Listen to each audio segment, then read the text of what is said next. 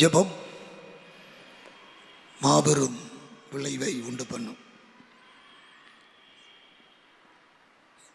ஜெபம் என்ன விளைவை உண்டு பண்ணும் என்று சொன்னால், நம்முடைய வாழ்க்கையில் இருக்கின்ற பிரச்சனைகள், அநேக பிரச்சனைகள் நம்ம வாழ்க்கையில் இருக்கலாம். அந்த பிரச்சனைகளை எல்லாம் ஜெபத்தில் நாம் வைக்கும் பொழுது அது நிச்சயமாக மாறிப்போகும். என் கையில் இந்த பிரெட் இருக்குது. இந்த பிரெட் ஒரு பிரச்சனை என்று வைத்துக்கொள்ளுவோம். இந்த பிரெட் ஒரு பிரச்சனை.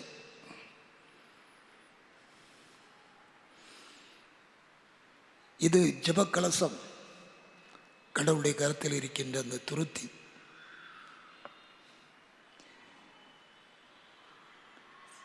இந்த பிரச்சனையை நாம் ஆண்டவருடைய சமூகத்திலே அந்த துருத்தியில் கொண்டு நம்ம போடுறோம். இந்த பிரச்சனையை கொண்டு போடுறோம், ஆண்டவருடைய சமூகத்தில் கொண்டு போட்டாச்சு. போட்ட பிறகு அந்த பிரச்சனையை ஆண்டவருடைய சமூகத்தில் இருந்து நம்ம கண்ணீர் வடித்து ஜெபிக்கிறோம். அந்த துருத்தி அப்படியே நிறைந்து கொண்டே இருக்கிறது. கண்ணீர் வடிக்க வடிக்க வடிக்க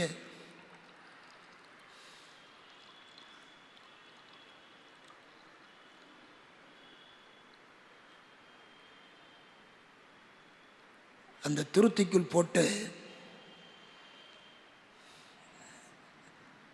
என்னாச்சு சொல்ல மாட்டேங்கிறீங்களே, என்னாச்சு?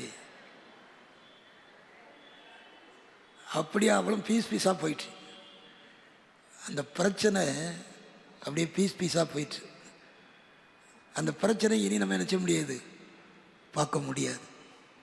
உங்களுடைய குடும்ப வாழ்விலும் சரி, தனிப்பட்ட வாழ்விலும் சரி, திருச்சபையின் வாழ்விலும் சரி, பிரச்சனைகளை கையில் நம்ம வச்சுக்கிட்டு இருக்கிற வரைக்கும் அது நமக்கு துன்பம்தான்.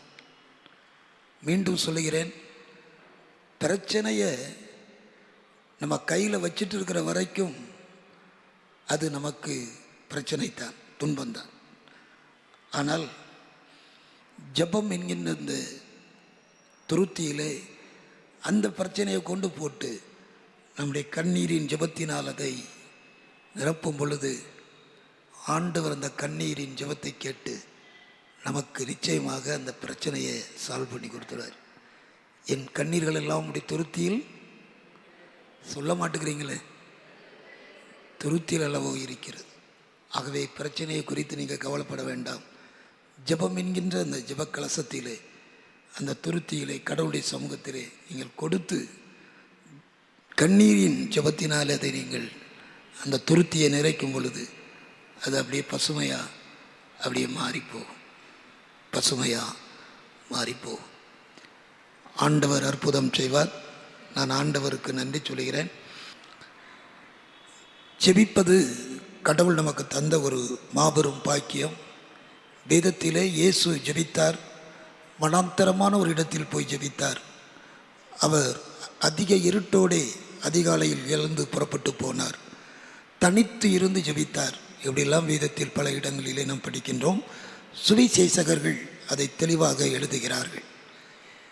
இந்த ஜெபத்திலே, இயேசுவினுடைய காரியத்திலே, நான் லூக்கா 22ஆம் அதிகாரத்திலே ஒரு சில காரியங்களை உங்களோடு பகிர்ந்து கொள்ள விரும்புகிறேன். லூக்கா எழுதின நற்செய்தி நூல்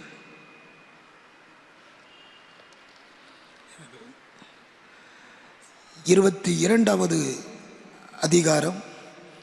அந்த 22வது அதிகாரத்திலே நாம் பார்க்கும் பொழுது 39வது வசனம் முதல் 46ஆம் வசனம் வரைக்கும் பார்க்கும் பொழுது, இயேசு கெத்செமனே தோட்டத்தில் அவர் ஜெபித்த அந்த ஜெபம், அந்த ஜெபத்தினுடைய சாராம்சம் விதமாக சொல்லப்படுகிறது.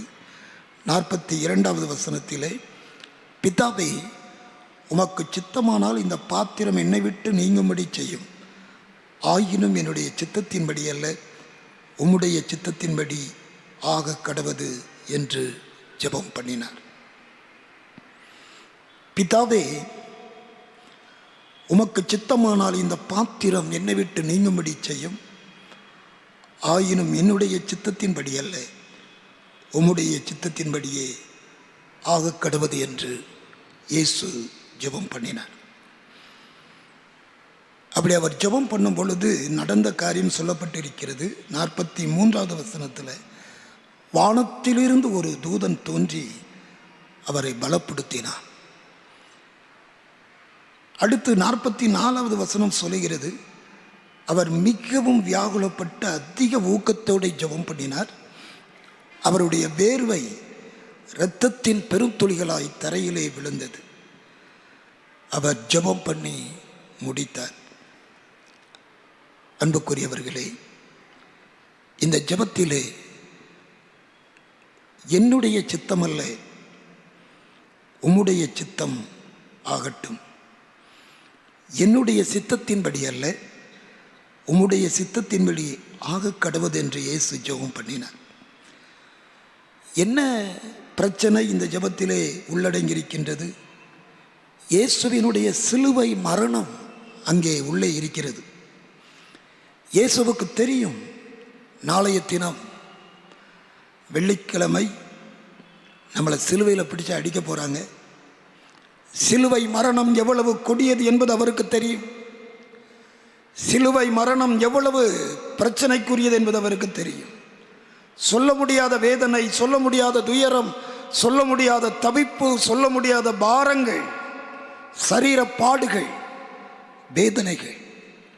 அடுத்து சிலுவையை சுமந்து கொண்டு தெருவழியாக செல்கின்ற அந்த அவல நிலை. சிலுவையில் ஒருவன் தூக்கப்பட்டால் அவன் சபிக்கப்பட்டவன். அது சபித்தலின் ஒரு அடையாளம். இவ்விதமாக சிலுவையின் மரணம் அவருக்கு தெரியும். பாரத்தோடு ஜெபிக்கிறார், வியாகுலத்தோடு ஜெபிக்கிறார். இந்த பாத்திரம் நீங்கட்டுனா நீங்கட்டும் ஐயா, என்னுடைய சித்தத்தின்படி எல்லாம் உம்முடைய சித்தம் என்று ஜெபிக்கிறார். பிதாவே, இந்த கொடிய மரணம் எனக்கு முன்பதாக இருக்கிறது, இந்த கொடிய துன்பம் எனக்கு முன்பதாக இருக்கிறது. இந்த கொடிய துன்பத்தை நீக்க முடியுமானால் நீர் நீக்கும். ஆனாலும் என்னுடைய காரியம் அல்ல கர்த்தாவே, உங்க சித்தம் மாத்திரம் இதில் நடக்கட்டும். அது ஆங்கில வேத புத்தகம் விதமாக சொல்லுகிறது, father, not my will, thy will be done. Father, not my will, thy will be ton.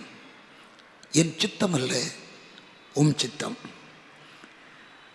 இந்த சித்தத்திற்கு அவர் ஜெபம் பண்ணுகின்ற இந்த ஜெபத்தில் ஒரு 3 காரியம் நான் சொல்லி முடிக்கிறேன். முதலாவதாக, இந்த ஜெபத்தில் submission to the God's will. நாம் ஒரு காரியத்திற்காக ஜெபிக்கும் பொழுது, ஒரு காரியத்திற்காக இறைவேண்டல் செய்யும் பொழுது நாம் ஒப்பு கொடுத்து ஜெபிக்கணும்.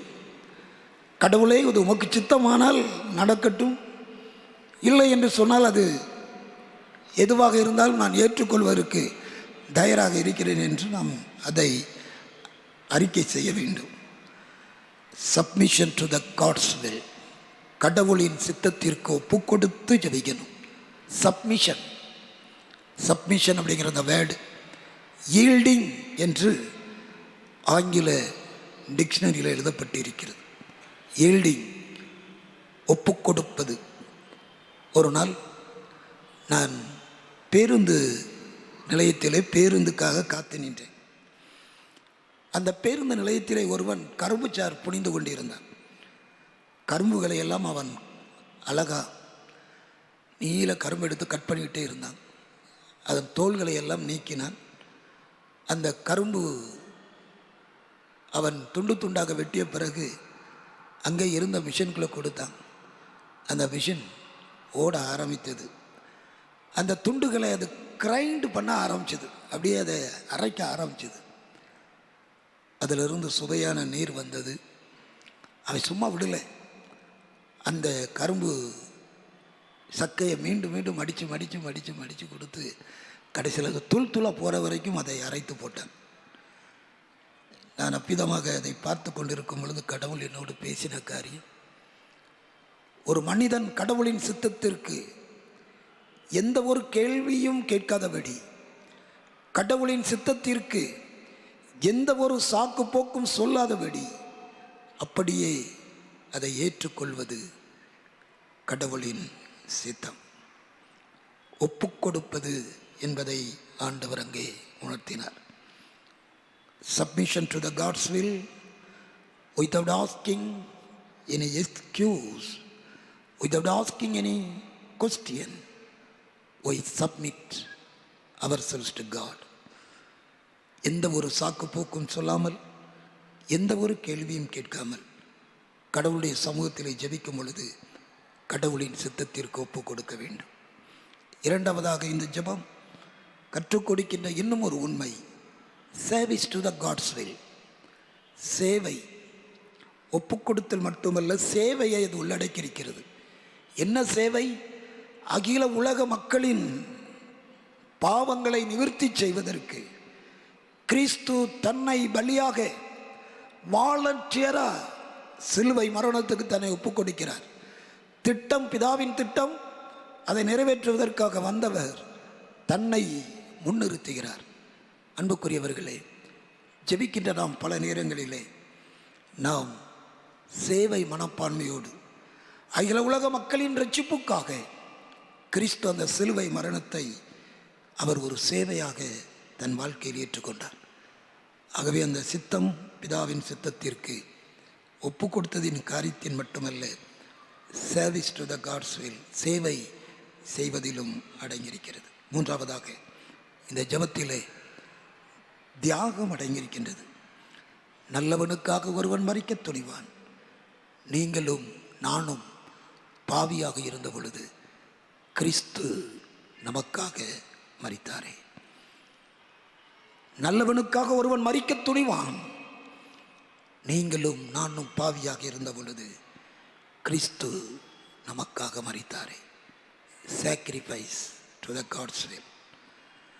ஒப்பு கொடுப்பதும் சேவை செய்வதும் தியாகம் பண்ணுவதும் ஜெபத்தின் உள்ளார்ந்த சித்தாந்தம்.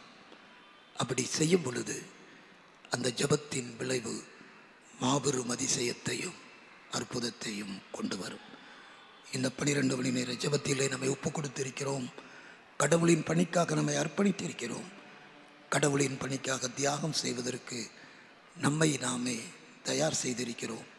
நம் வழியாக கடவுள் மைமைப்படுவாராக. ஆமென்.